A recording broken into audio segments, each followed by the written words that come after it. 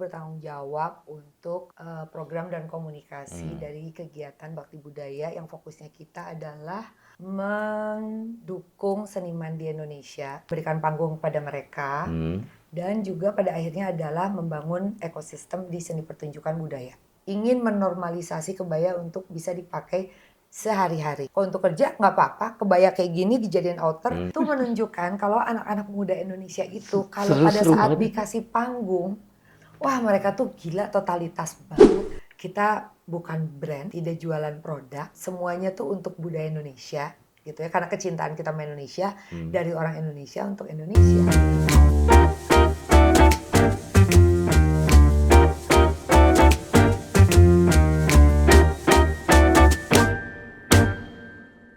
Selamat datang di Kilabit Citra bersama saya, Bedi Gunawan, di Balik Artis.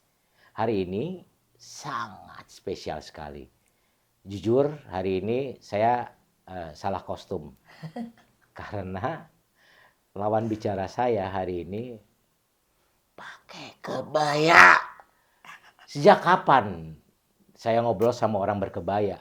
Baru hari ini. Dan ternyata yang berkebaya itu adalah Renita Adrian. Tepuk tangan buat Renita Adrian. Selamat datang Wilujeng Sumping, Neng. Selamat datang. Kang Bedi sudah diundang ke sini, sebenarnya keren banget. Alhamdulillah. Jadi gini, saya manggilnya apa ya? Saya biasa manggil dia Bos Aing. Dan saya manggil ini ajudan Aing gitu loh. Kalau orang Sunda pasti ngerti lah. Sepaket. Kita pertama dulu kenal di mana ya, Ren? Ya Indonesia. Indonesia. Atau sebelum itu. Iya karena apa ya? Tapi kayak Indonesia deh. Enggak, sebelum itu kita ngobrol, ada event di mana? Di Grand Indonesia. Iya. Iya, pokoknya kalau Indonesia hubungan sama Mas Yofi berarti dari tahun 2015-an. Ya kan mungkin sekitar itu. Kita 10 tahun. 10 tahun kita masih pada ya saya masih gadis waktu itu juga. Waktu itu Kang Bedi masih six pack. Sekarang udah one whole pack. Gendut. Kesan saya teman-teman pertama ketemu Renita itu kalau orang ngelihat jalan cepat dan dia setiap hari sediat kantornya gitu. Kalau orang mainan anak-anak tuh kayak gasing tuh. Pindah sana, pindah sini, pindah sini, pindah sana, pindah sana. Nggak tahu, itu buat saya juga ini perempuan gila cepet amat sih jalannya sih. Iya, aku juga nggak tahu ya, selalu orang bilang jalannya cepat, ngomongnya cepat, makannya cepat. Kayaknya dulu kudunya jadi abri juga.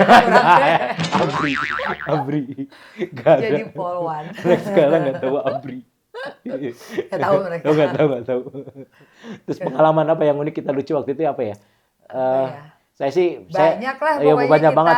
Saya yang menarik tuh waktu itu ada event di beberapa kali press con lah di tempatnya Renita tuh di mana di Galeri Indonesia Kaya di GI. Gitu. Ini orang nggak pernah nongol tiba-tiba. Halo Kang. Kaget loh. Bosnya datang. Dan tiba-tiba itu salah, itu benar. Dan ternyata memang benar apa yang dia lakukan. Semua sesuatu yang dia kurang sempurna, dia sempurnakan saat itu juga. Semua yang menurut dia, mata dia tentang sebuah keindahan, menurut dia kurang indah. Ini itu ganti, mendingan ganti, itu ganti, itu orang itu ganti. Dan itu kejadian sih teman-teman. Dan ini keren banget sih. Terus yang menariknya lagi, dia tuh memang ya kayak tadi saya bilang tadi nggak pernah diem. Dia nggak pernah diem. Kalau memang kalau gering doang. Enggak, kalau sakit katanya diem. Tapi gua rasa juga enggak. Masih kayak gini juga laptop mah dibuka tetap. Dan iya sih benar. Iya benar. Cerita ngomong sekarang kan sebagai program director di Bakti Budaya Jarum Foundation. Itu ngapain sih sebenarnya? Ngapain ya? Aku itu ini jabatan yang aneh gitu ya. Maksudnya kayak bukan aneh. Kayak orang apa sih Bakti Budaya gitu ya. Kalau program director kan orang pasti mungkin oleh tahu ini orang yang dibalik yang membuat sebuah program gitu kan. Jadi mungkin lengkapnya aku bertanggung jawab untuk program dan komunikasi dari kegiatan Bakti Budaya yang fokusnya kita adalah mendukung seniman di Indonesia, seniman budaya khususnya, memberikan panggung pada mereka, dan juga pada akhirnya adalah membangun ekosistem di seni pertunjukan budaya. Oke. Padahal awalnya itu awalnya tugasnya adalah bagaimana kita bisa melestarikan budaya Indonesia supaya bisa diterima sama anak muda. Ya kan, di zaman yang serba cepat, instan. Gapnya kan jauh. Betul. Ngomongin budaya itu. Betul, awalnya itu. Gitu. Tapi ternyata perjalanan waktu nih total tuh berarti untuk umur Garuda Indonesia Kaya sendiri atau Indonesia Kaya tahun ini kita 12 tahun Oktober besok. Nggak berasa ya? Iya. Gila. 12 tahun. Tepuk tangan dulu, selamat ulang tahun lah. Ya kan?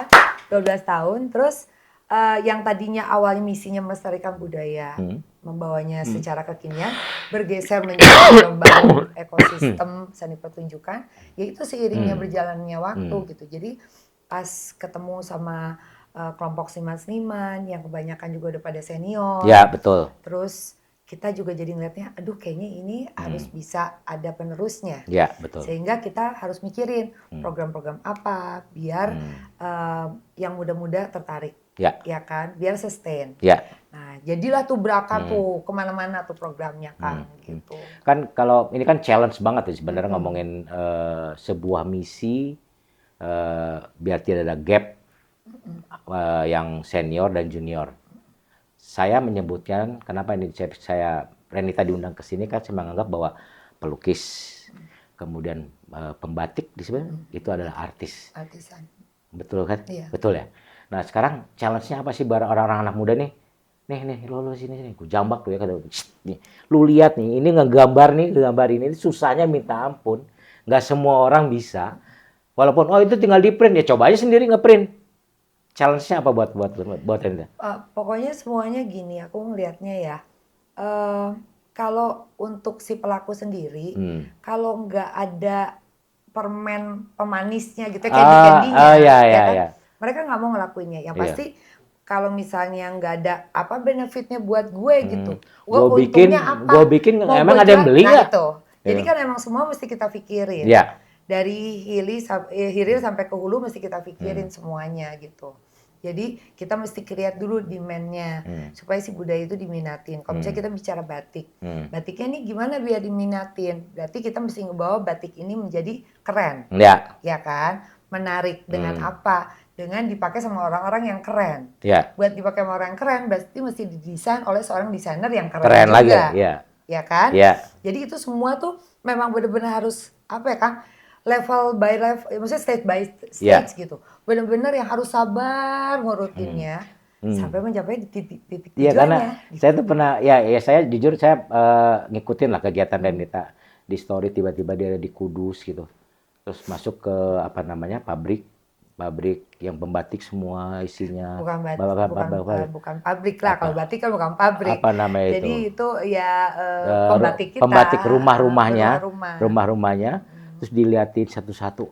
Itu kalau bukan passion, emang harus senang kan? Harus senang. Semua orang itu yang terlibat di budaya itu harus senang. Hatinya mesti dapat ke sana. Baik itu pelaku maupun yang ngurusin seperti aku dan tim, memang harus senang. Kalau nggak senang, ini satu kerjaan yang apa ya? Nggak ada jam kantornya, ya kan? Berarti bakat dong ini. Mungkin ada. Mungkin iya. Karena kan kalau ngomongin ini, itu susah loh. Harus memahami batik kalau ngomongin sederhana, lukisan yang sifatnya seni lah. Kemudian berpikir bahwa ini supaya diangkat, kan nggak semua orang bisa memikirkan ke sana. Iya benar. Tapi mungkin aku juga sampai sekarang masih yang belajar ya Kang. Soalnya kan budaya Indonesia tuh kaya banget gitu. Tiap daerah tuh selalu punya filosofi dan cerita masing-masing. Oke lah itu misalnya bisa dibaca lewat buku-buku, referensi. Kita misalnya sekarang juga dengan adanya sosial media, internet segala macam. Tapi memang harus ada itu tuh, harus ada kita senang sama kita mesti fokus dan kita juga harus bisa menempatkan diri kita sebagai audience. Jadi jangan kita tuh dari sisi kita doang ngejejelin orang gitu. Yo, katanya. Dia udah dijejelin ya olap itu minta. Tapi kita juga mesti ngerti sekarang itu trennya seperti apa, Ya. lifestyle-nya seperti apa, di luar Indonesia itu seperti apa tren. Jadi memang kita harus membuka mata kita dan telinga kita dan harus mau belajar Ya. dan beradaptasi sih Iya. Kang sekarang. Ya, Gak bisa kita kekeh kayak gak bisa kita harus begini pakemnya. Tapi audiensnya suka nggak? Ada yang Gitu beli loh. nggak? Ada yang beli nggak? Gitu. Jadi memang harus semuanya tuh takarannya kudu pas. Ya, karena kenapa saya bilang itu susah? Sekali lagi ya, Renita bukan membatik. Bukan. Renita bukan pelukis, budayawan, bukan budayawan, bukan bukan, seniman. bukan. Tapi bisa menyatukan Saya cuma promotor dari aja kali Kang. Iya kan, promotor kan. promotor plus kali. Promotor budaya. Promotor budaya. Karena kalau ngomongin promotor itu kan untungnya, ya kalau promotor gua harus laku brand, harus Iya, untung nih. dan kita memang nggak ada keuntungannya juga Iya, buat kita. iya itu, kan? exactly. Nggak. Jadi memang ya itu sekali lagi saya bangga, kami bangga dengan kondisi seperti ini. Apalagi kemarin 2 hari yang lalu apa 3 hari yang lalu kita sempat nonton film batik kita berkebaya. Film pendek kita Film pendek berkebaya, berkebaya. dan rangka hari kebaya. Dan views-nya teman-teman itu sudah 10 juta. Itu gokil sih. Ngomongin sesuatu budaya yang menurut orang dianggap naon sih kebaya, naon sih juga embok-embok. Tapi ini keren gak hari ini aku? Hari ini cantik banget. Keren nggak? Maksudnya kayak ngerasa kayak unik, keren. Unik. Nggak kayak orang dulu kan? Enggak. Iya. Enggak. Karena ya itu sekali lagi ya apa ya namanya? Saya bukan orang seni, saya bukan orang mengerti seni lah. Perpaduan warna ini buat saya asik sih. Biru, pink, Ya memang kalau kebaya itu harus ditabrak-tabrak, Kang. Oh, Iya begitu. kan? Pakem ya? Enggak, maksudnya gini, ini memang bukan pakai kebaya yang secara pakem ya. Karena hari ini kan acaranya juga saya bukan datang ke sebuah acara adat. Ya. Kalau datang ke acara adat, ya kita harus sesuai pakem. Kain yang dipakainya, kebayanya, sanggulnya, semuanya. Tapi sekarang ini kita ingin menormalisasi kebaya untuk bisa dipakai sehari-hari, baik itu untuk kerja, bukan buat acara aja. Kalau untuk kerja nggak apa-apa, kebaya kayak gini dijadiin outer, pakai sepatunya kayak sneaker gitu, dipakein celana nggak apa-apa. Oh sah? Iya sah aja. Asik. Gitu kalau untuk hari-hari ya. Nanti gitu besok kita ke kantor pakai kebaya ya. Di kantor sekarang di kantorku Selasa berkebaya loh. Selasa berkebaya? Iya, coba tolong di sini terapkan perempuan-perempuan. Yang laki pakai batik. Laki Selasa berkebaya juga, laki-laki juga gitu. Kamu di pakai kebaya lucu kali. Boleh. Gue mah gak ada masalah urusan begituan mah. Gas gitu. Ceritain tentang itu apa yang film tadi.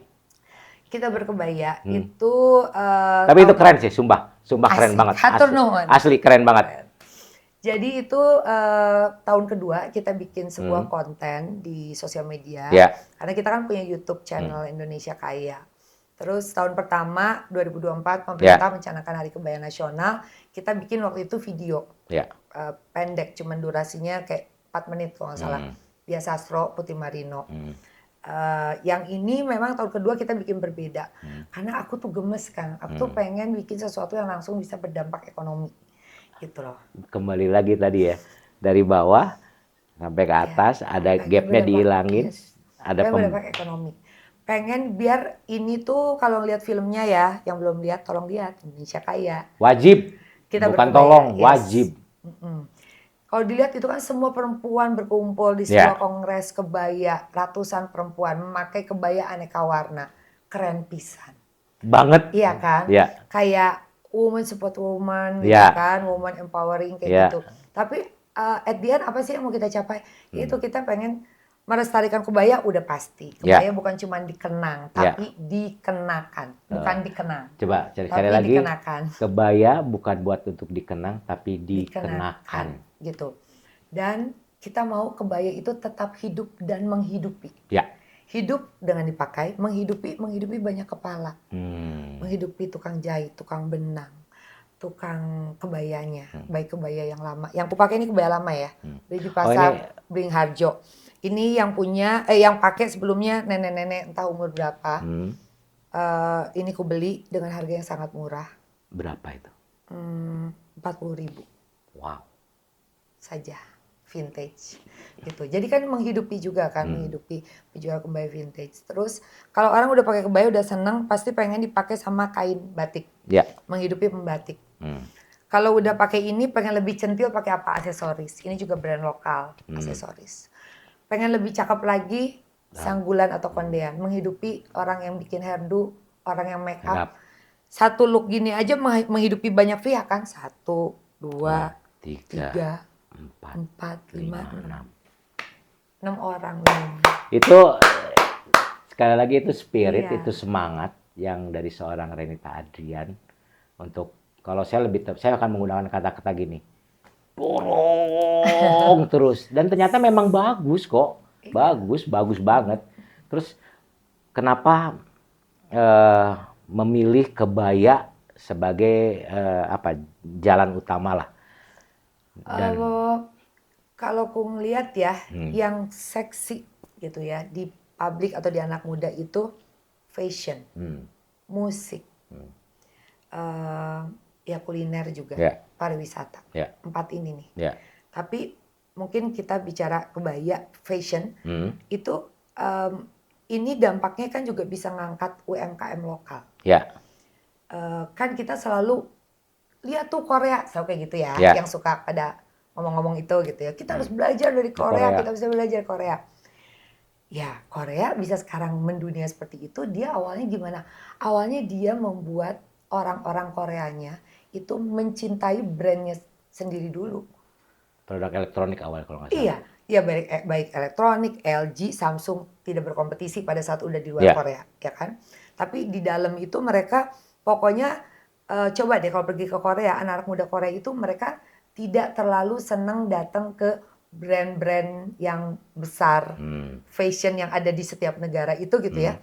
Mereka nggak terlalu interest. Mereka belinya baju lokalnya mereka. Oh ya? Iya. Dan sekarang itu jadi menjamur keluar. Brand-brand Korea itu diburu sama sini. Semua, bukan cuma di Indonesia aja gitu loh. Iya, memang rame ini. Iya, jadi aku ngelihatnya Indonesia bisa kayak begituan. Bisa banget. Seperti Korea. Bisa Tapi banget. kita mesti mulai dari diri kita sendiri dulu. Yang menggunakan. Setiap orang kita di Indonesia itu bisa menjadi ambasador atau duta besar untuk brand lokal Indonesia. Pakai kebaya salah satu. Salah satunya pakai kebaya, gitu kan.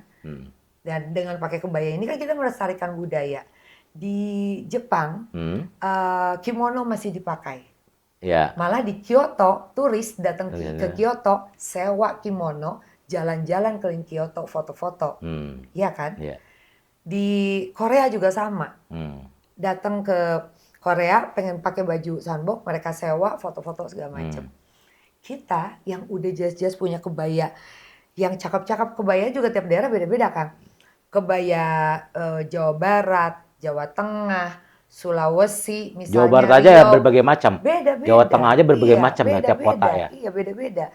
Jadi sebenarnya ini kita sebagai baru langkah awal nih, kita bikin ini biar jadi organik di publik, supaya semua tuh seneng aja dulu. Jadi kita tuh nanti kalau misalnya Kang Budi datang lihat konser, nonton konser, udah gak aneh ngelihat ada cewek pakai kebaya. Nggak ditanya lagi habis dari kondangan. Enggak. Oh iya.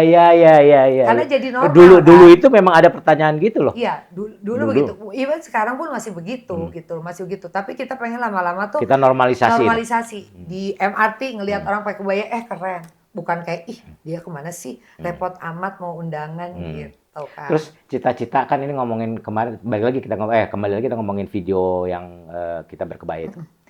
Kan di situ ada kelompok pekerja lah. Ada yang pekerja, terus ada yang ada pakai hijab, ada yang pakai kursi roda. Itu maksudnya apa nih? Ya itu maksudnya tergambar dari film itu, dari semua golongan usia, dari semua perempuan, mau itu orang mana, ya kan?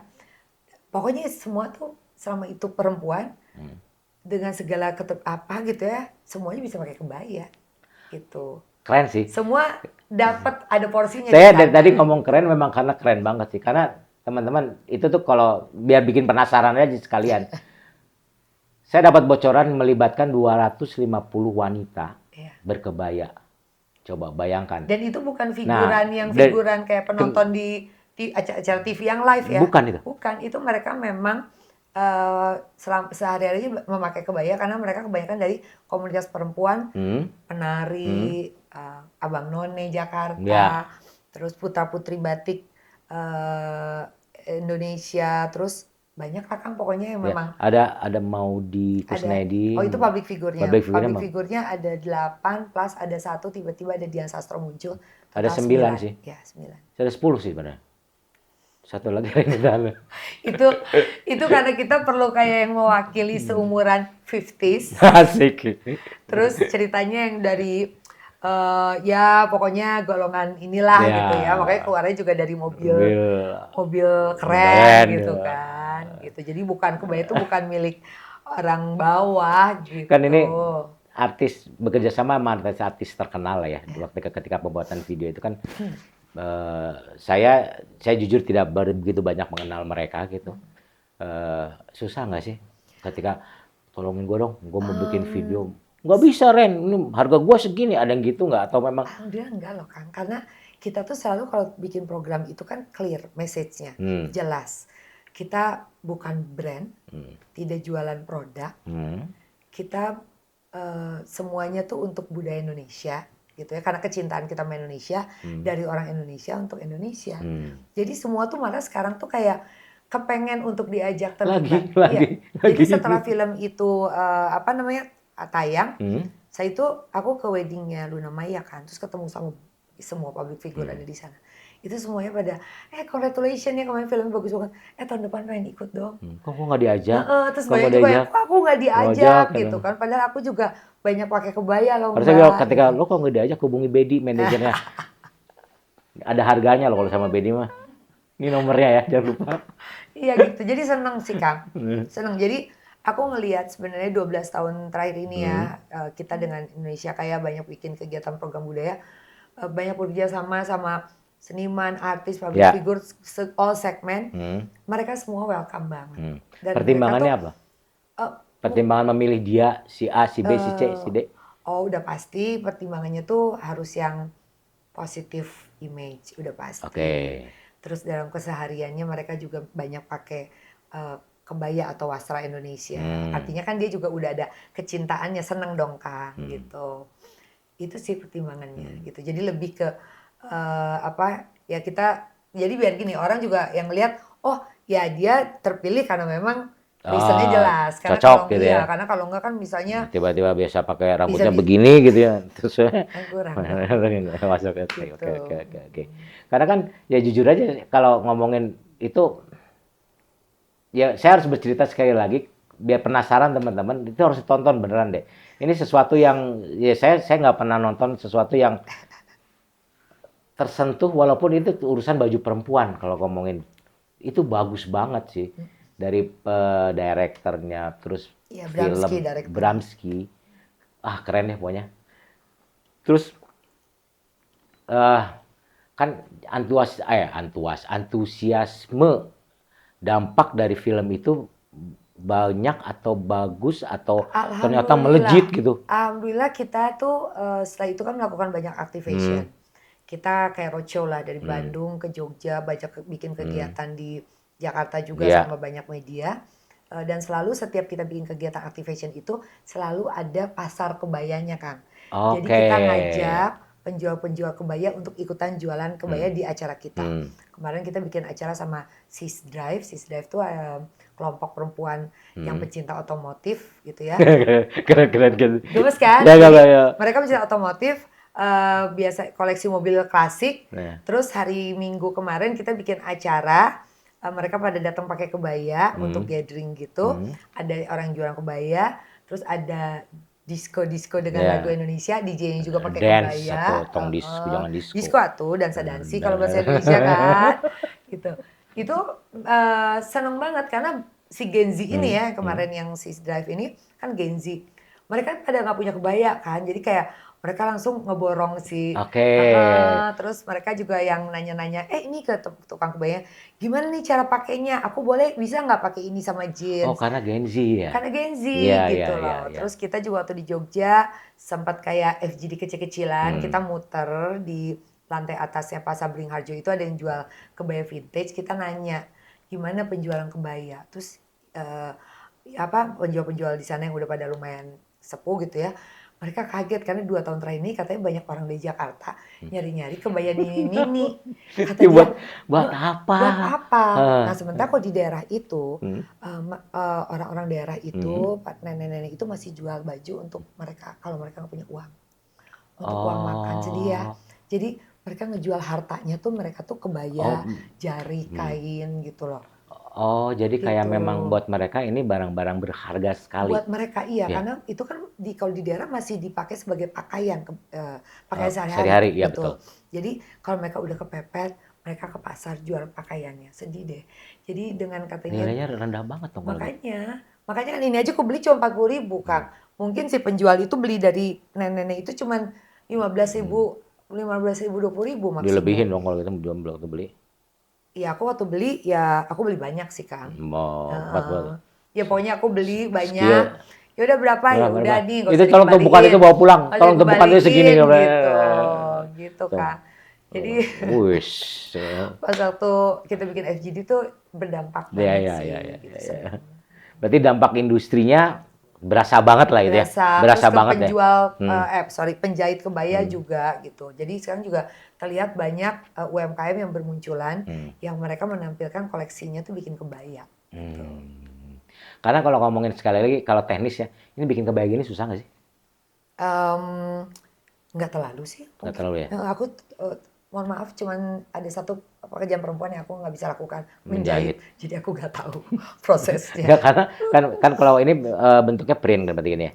Ini udah print, Iya, jadi ini bahan-bahan kainnya memang kain udah kayak sudah. gini gitu ya, terus ya udah tinggal Ini klasik banget dijahit sih aja bener klasik. bahan kain. Sebenarnya kalau ngelihat ini tuh ingat nggak dulu Kang Bedi, Ibu Tin almarhum, Oh Ibu Tin iya, Soeharto, iya iya kalau saya, acara-acara kenegaraan iya iya iya iya. selalu pakai kebaya bunga-bunga, terus pakai selendang yang warnanya ditabrakin, Iya, terus pakai kain batik ya kan. iya iya iya iya iya. Iya. Tapi beliau almarhum selalu pakai sanggul Ya, sumbar Jawa gitu.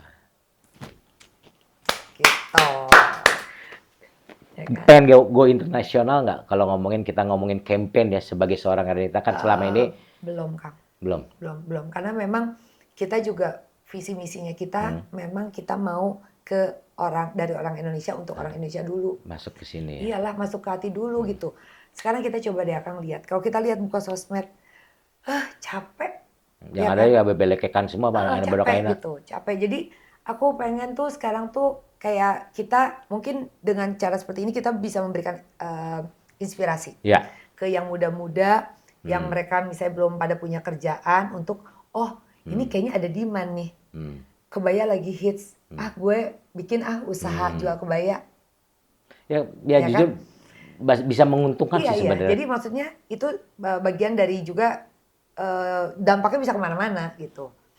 Itu. Terus lainnya kita melestarikan budaya kita, pakaiannya kita gitu. Soalnya kan kita banyak banget, budaya kita tuh banyak banget. Tapi mudah-mudahan ada yang bisa sustain, yang bisa generasi ke generasi itu masih bisa dinikmati dan juga berdampak ekonomi gitu. Mungkin salah satunya si kebaya dengan wasra Indonesia ini Kang. Gitu. Kalau ngomongin ini, Ren, ngomongin artis-artis lah yang pernah Renita bawa dari bawah, terus apa ya Sampai jadi namanya? star gitu ya. Jadi dari bawah, baik itu pembatik. Saya menyebut itu adalah artis, yaitu pelukis. Artisan. Memang ada artis yang kita sih sampai sekarang kita membina pembatik Kudus. Wow. Karena kan Jarum Foundation foundernya asalnya dari kota Kudus. Dan kita membawa Kudus tuh sampai itu Kudus kita bawa sampai ke internasional. Jadi kita pernah membawa melalui Denny Wirawan show di New York Fashion Week tahun 2018 kalau nggak salah. Wow. Terus kita pernah bawa waktu itu ke Paris, ada acara Batik for the World gitu ya. Jadi kita bawa sampai ke sana. Kita sih sekarang masih terus melanjutkan ini. Harapannya dengan si kebaya ini tuh semua bisa ketarik semua lah ya. Ketarik lah, ya kan? Jadi bukan cuma Kudus aja.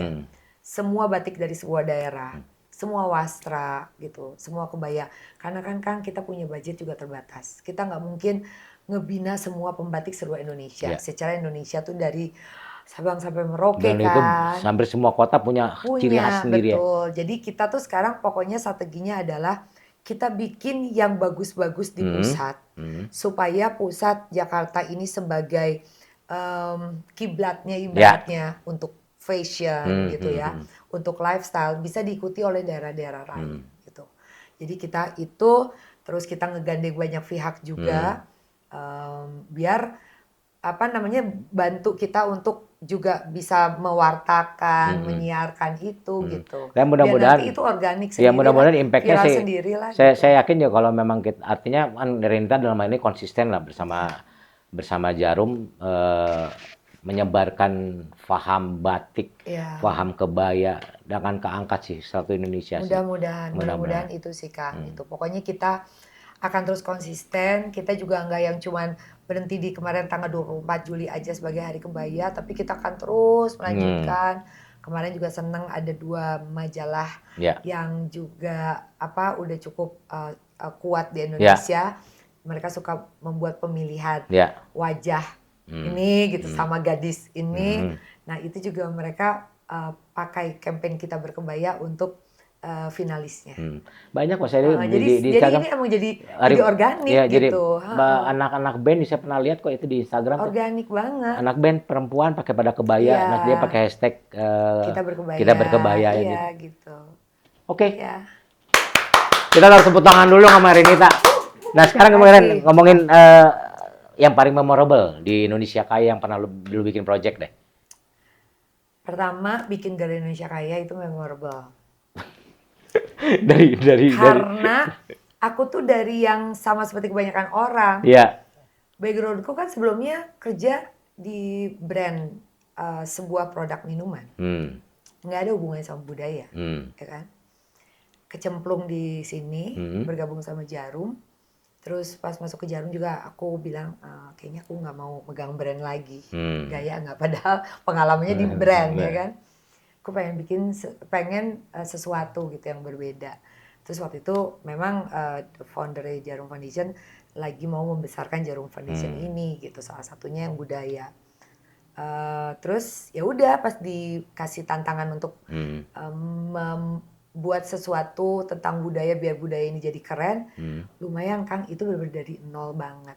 Website dari nol, Indonesia Kaya, semua sosmed dari nol, YouTube channel pada saat waktu itu belum orang tuh belum rame lah ya. Rame, kita udah set up duluan, terus bikin panggung di Grand Indonesia.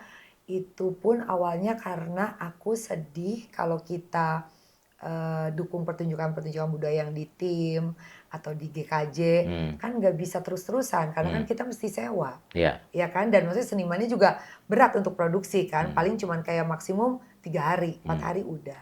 Terus aku setiap ke luar negeri aku ngelihat di setiap negara tuh punya ruang publik yang keren-keren, yang tiap hari ada kegiatan.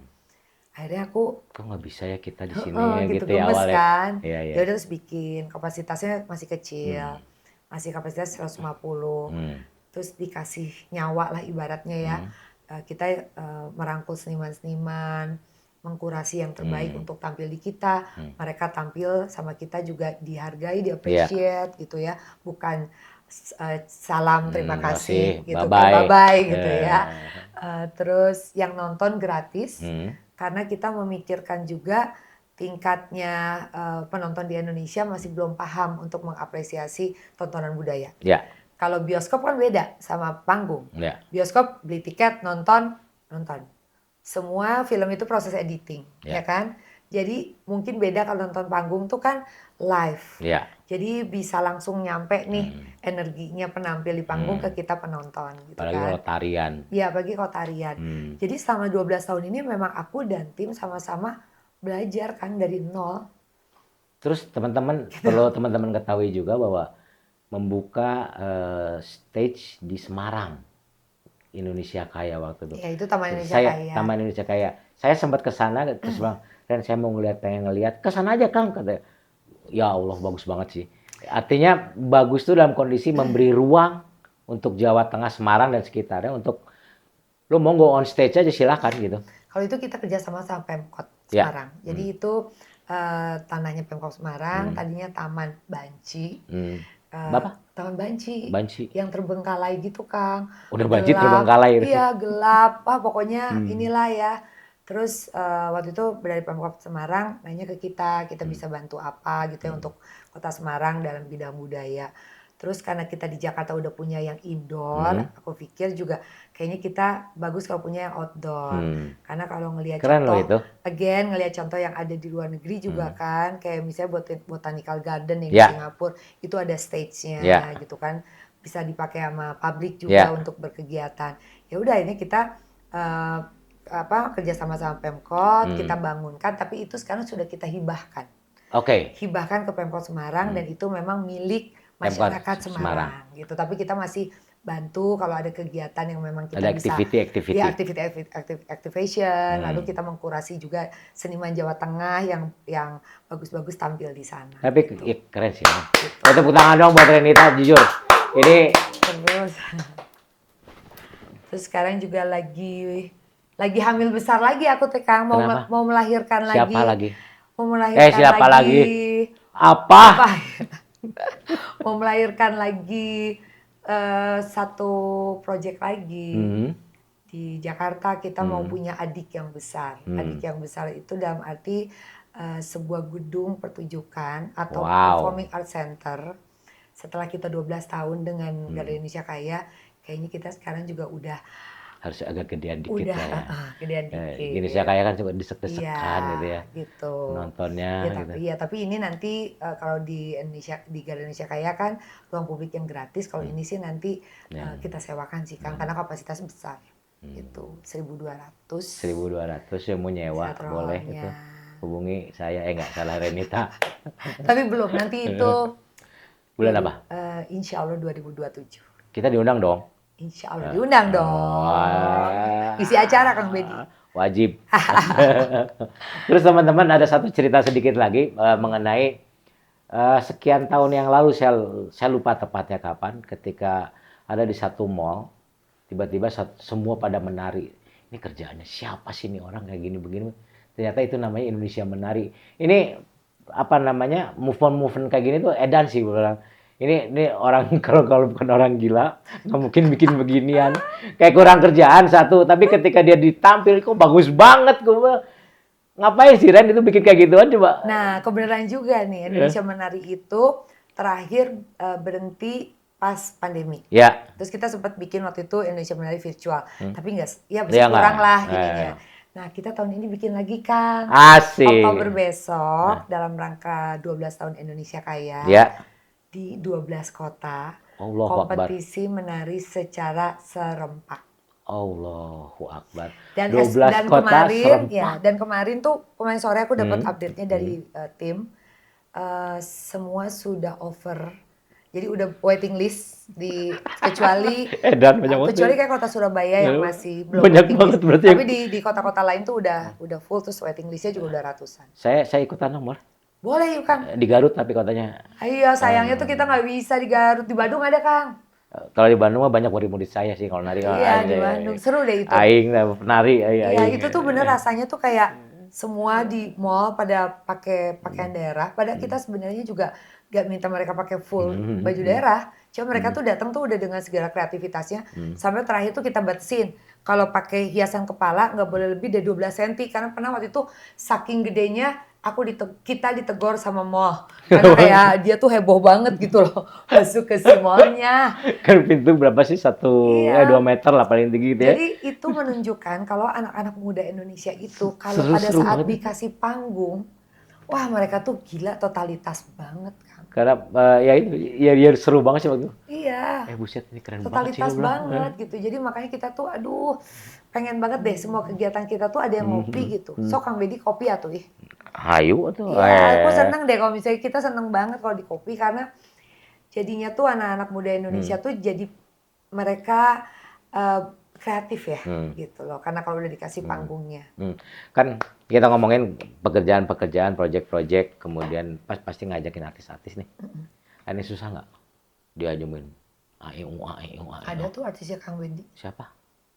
Mas Yofi. Enggak bohong. Enggak Mas Yofi, maaf. Dia langsung bukannya gitu. Nggak mungkin dia mah susah. Enggak, itu malah yang paling supporter yang kita waktu itu 5 tahunnya Indonesia. Enggak ada sih. Nggak ada ya? Ya, ya itu dia, orang Indonesia tuh solidaritasnya tinggi kalau untuk budaya Indonesia. Gitu. Berbeda ya, nggak tahu kalau kita ngomongin dunia pertunjukan lain pasti kan ada Karena kita kalau collab. kita kan non komersil kan. Mungkin mereka itu juga, kali ya. Mereka gitu. juga tahu gitu loh, kita tuh nggak jual tiket kan. Dari orang agensi ya, kemudian masuk ke orang budaya. Rasanya gimana sih berteman sama Ya artis? dulu kan aku sempat kerja di karir pertamaku, aku kerja di hotel, di PR. Terus aku pernah di PR consultant agency ya. Terus di brand 10 tahun megang produk minuman. Terus sekarang megang ini budaya. Teman-teman artis, tiba-tiba banyak ketemu teman-teman artis gitu kan. Biasa aja. Biasa aja ya. Sebenarnya mungkin gini ya kalau menurut aku. Pertama aku memang selalu melihat orang itu ya mau itu jabatannya apa aja sama-sama.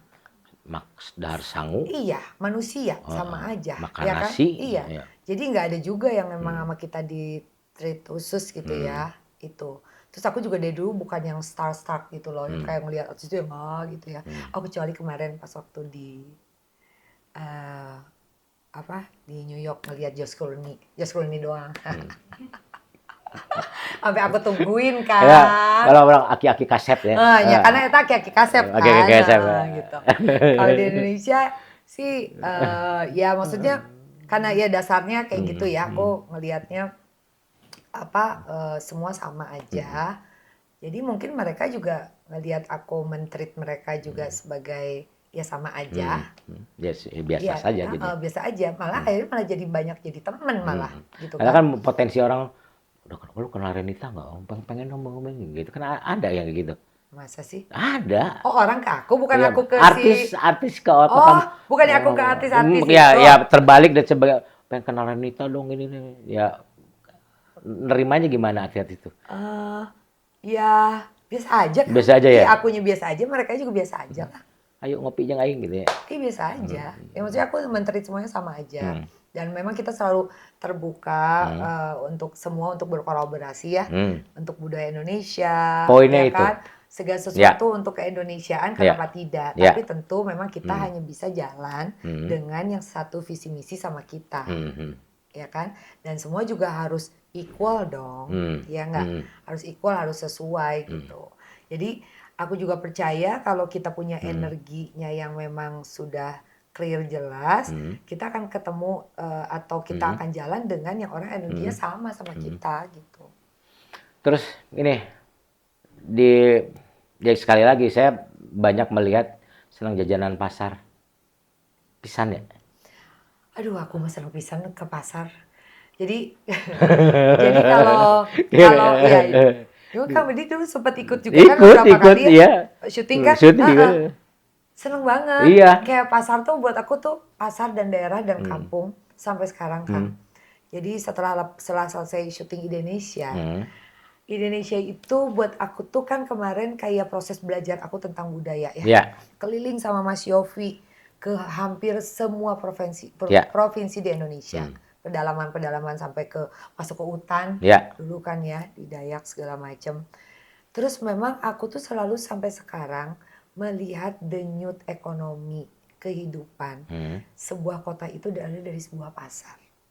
Oke. Ya kan? Termasuk aku tuh kayak ngerasa kalau di pasar tuh proses aku untuk nginjek bumi gitu loh kan. Ya kan? Karena kan pekerjaan ini membuat aku bertemu dengan banyak golongan. Kalangan, ya, level. Kalangan level gitu. Kalau aku tidak gini, ada saat dimana aku tuh merasa kayak jenuh ya. Oke. Gitu ya kan? Kayak misalnya kita dari acara ke acara ketemu sama orang-orang yang orang-orang yang atas misalnya ya. Ya, proses ketemu dia dandan baju disiapin gitu kan. Nah, justru tuh proses aku ke pasar itu aku merasa aku kembali menjadi manusia seutuhnya. Renita sesungguhnya gitu ya. Iya, karena aku akan ketemu sama orang-orang yang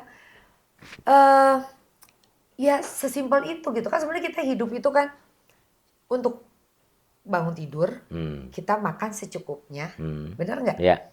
Kita segala sesuatu secukupnya aja kan, benar nggak kan?